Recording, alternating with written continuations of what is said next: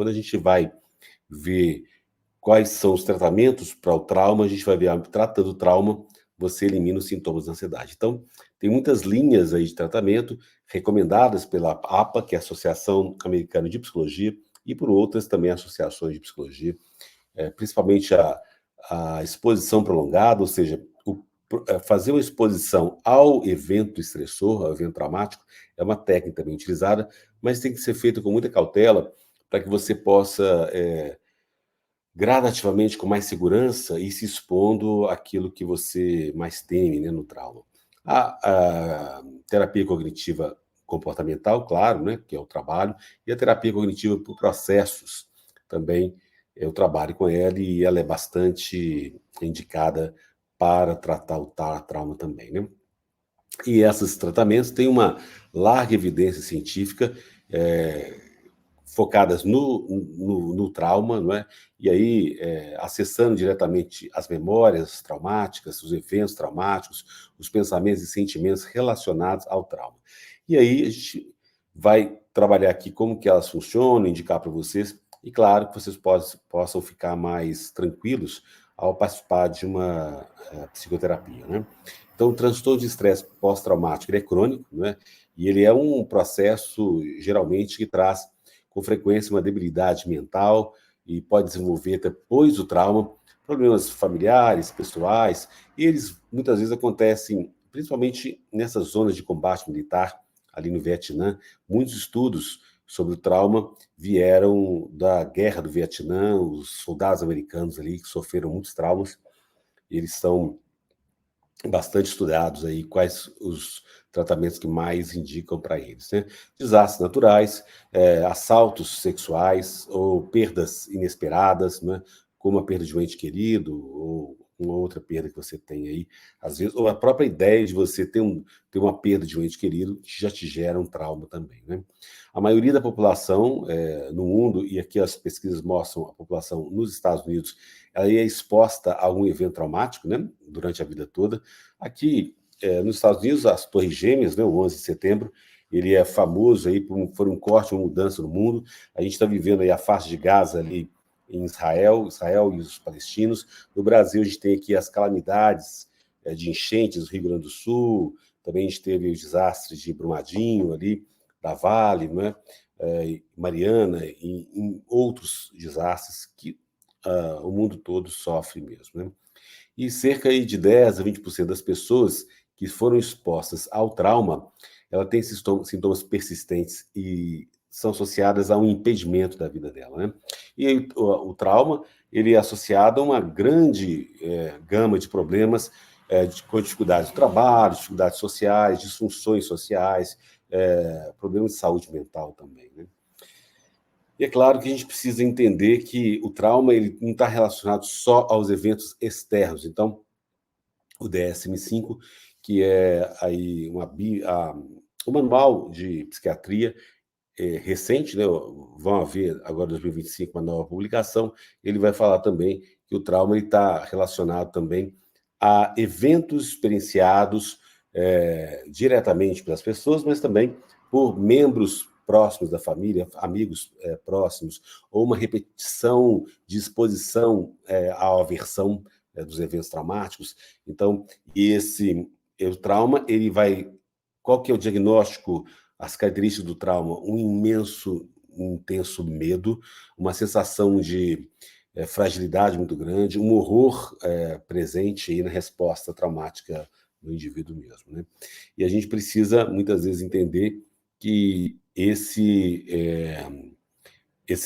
conjunto de fatores, eles precisam estar associados para a gente poder classificar como um transtorno de estresse pós-traumático mesmo, né?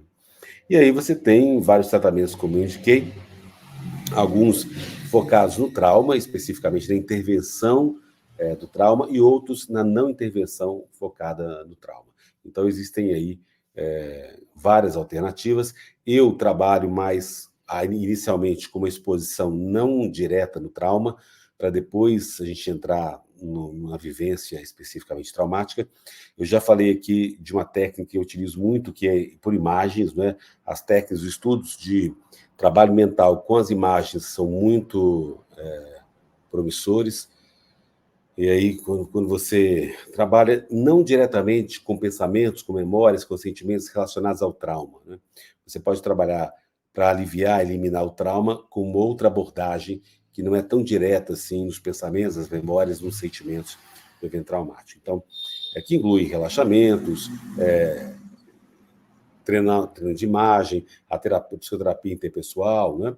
E aí a gente tem muitas associações, a Associação Americana de Psiquiatria, o Instituto Nacional de Saúde e Excelência, o Instituto de Medicina dos Estados Unidos, aqui no Brasil também, tem produzido vários guias de tratamento do transtorno de estresse pós-traumático, né? E aí, como eu falei, tem aí a Associação de Veteranos do Departamento de Defesa americano, que publicou, desde 2017, essas linhas, essas diretrizes, e contém aí uma série enorme de informações mesmo, né?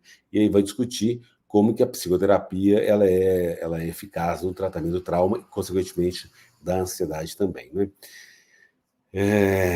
E essas publicações, elas são recomendadas para tratar o trauma e, muitas vezes, não são padrões, né?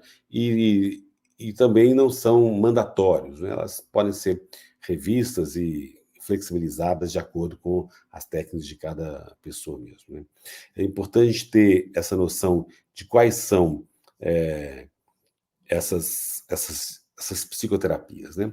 Uma terapia que é muito fortemente recomendada é a exposição prolongada. A exposição prolongada, que pode chamar abreviado de PE, ela é muito recomendada pela APA, que é a Associação Americana de Psicologia, também muito recomendada pela Associação de Veteranos aí do Vietnã, e ela tem realmente uma orientação baseada no processo emocional do trauma, e que ela vai sugerir que o trauma é um evento não processado emocionalmente no tempo do evento, né? Claro, porque lembra que eu falo aqui da ansiedade, muitas vezes o processo traumático, ele traz um congelamento das emoções, né? Então, a emoção, o processo emocional, ele vai falar que o medo, ele é representado na memória, nas cognições, estruturas cognitivas, e vai incluir representações dos estímulos do medo, né? E que o medo, como resposta, ele é associado ao estímulo. E aí, quando você trabalha essas estruturas representadas de ameaças, isso vai trazer esse medo que ele é disfuncional. Então, essa estrutura do medo, ela pode se tornar problemática quando associada a estímulos que não estão relacionados ao mundo real, né? Nem ao mundo real, nem a questão psicológica. Então, há uma fuga desses fatores que vão evitar, a pessoa tenta evitar, claro, os estímulos que são aversivos mesmo, né? E aí vem gatilhos excessivos que vão interferir na adaptação do comportamento da pessoa mesmo. Então, essa psicoterapia de exposição, ela vai focar justamente nas estruturas do medo e que eles não ficam muito tempo problemáticos, né?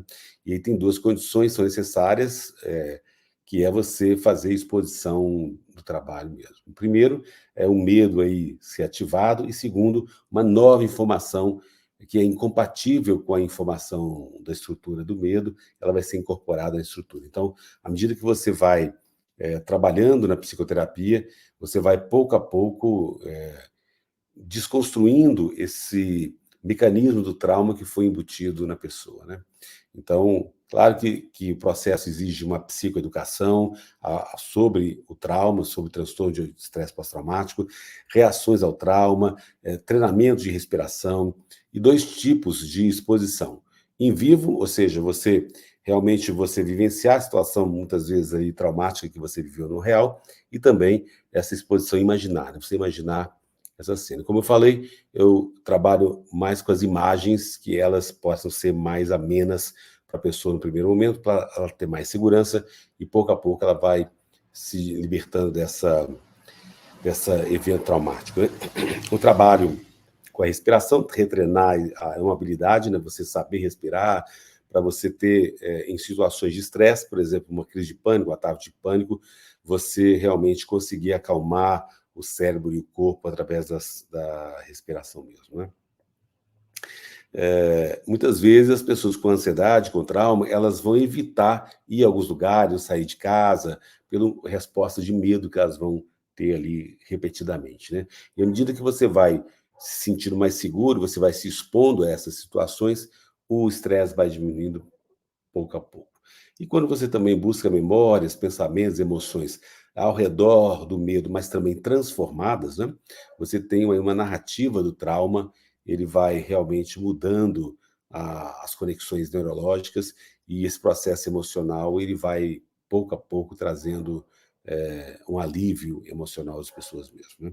Então, a terapia de exposição, ela é um programa particular mesmo e que é muito disseminado, principalmente com os veteranos de guerra, e você tem aí manuais em 9 línguas diferentes, e que são publicados desde 2019, e com muitas diferentes culturas e países, e que tem aí realmente um número grande de eventos traumáticos mesmo, né?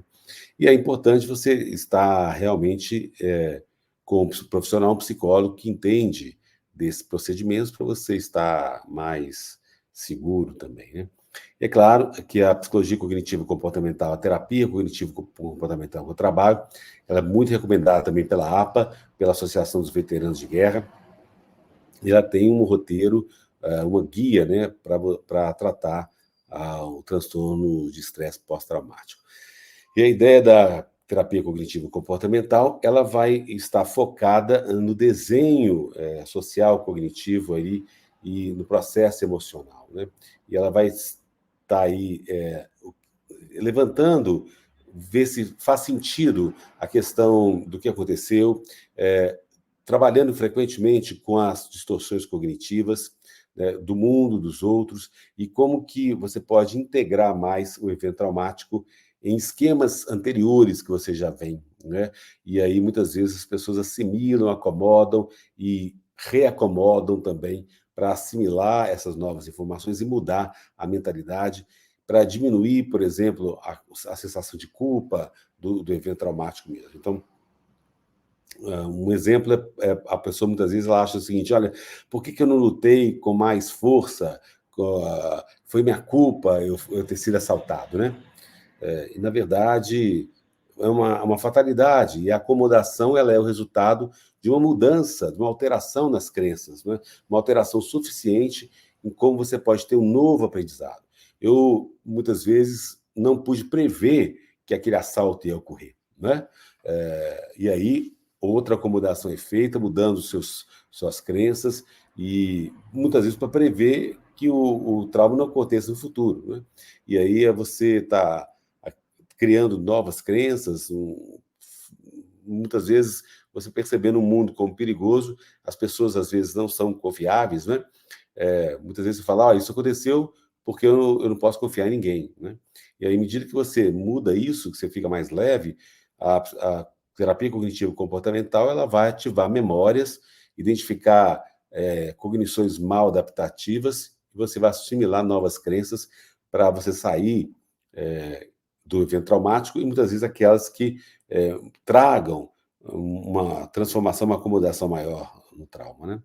Então, você tem aí vários manuais de tratamento da terapia cognitiva comportamental, que envolve também exposição, né, ao evento traumático, mas é assimilar, acomodar em novas crenças, novas habilidades, e, claro, existe a psicoeducação para entender qual é o modelo do trauma, modelo cognitivo, por que o trauma ocorre, como que essas mudanças nas crenças sobre você mesmo, o mundo e os outros, elas vão trazer mais segurança, intimidade, confiança, poder, autocontrole e autoestima, né? E aí você pode estar muitas vezes escrevendo sobre seus pensamentos, seus sentimentos, suas informações sensoriais durante a experiência do trauma. E aí seguindo, muitas vezes, um protocolo que não inclui só escrever sobre a narrativa do trauma, mas transformar com imagens, né? E você introduzir, através dos pensamentos, conexões com as emoções, com os sentimentos, aquilo que muitas vezes o indivíduo ele paralisou, e aprender novos caminhos, novos desafios cognitivos que não são mais efetivos, mas que você pode torná-los mais efetivos. Então, essas habilidades elas são usadas para examinar e trazer desafios às crenças mal adaptativas, né? Eu estou lembrando aqui que eu fui assaltado em São Paulo ano passado, 2023, com meu celular na mão, um iPhone novinho, a pessoa tomou de mim,